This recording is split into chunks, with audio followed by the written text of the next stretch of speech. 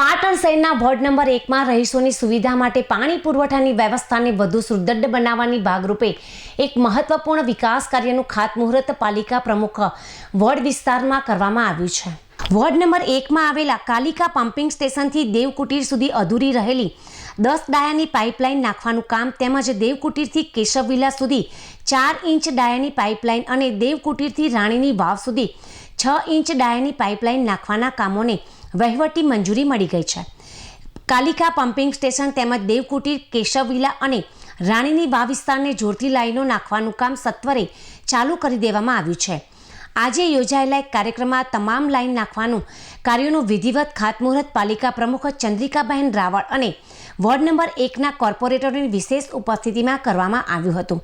આ નવી પાઇપલાઇન નંખાવાથી સ્થાનિક વિસ્તારોમાં પાણીના પ્રેશર અને વિસ્તરણની સમસ્યાનો કાયમી ઉકેલ આવશે। તંત્ર દ્વારા આ કામગીરી ઝડપથી પૂર્ણ થાય તે માટેના ચક્રો ગતિમાન કરવામાં આવ્યા છે, જેથી નાગરિકોને વહેલી તકે આ સુવિધાનો લાભ મળી શકે।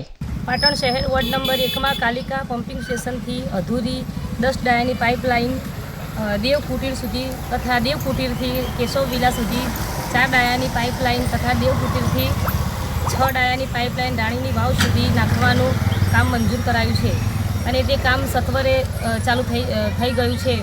આજે તેનું ખાતમુહૂર્ત કરી અંદાજિત રકમ 12 લાખ રૂપિયા જેટલી છે।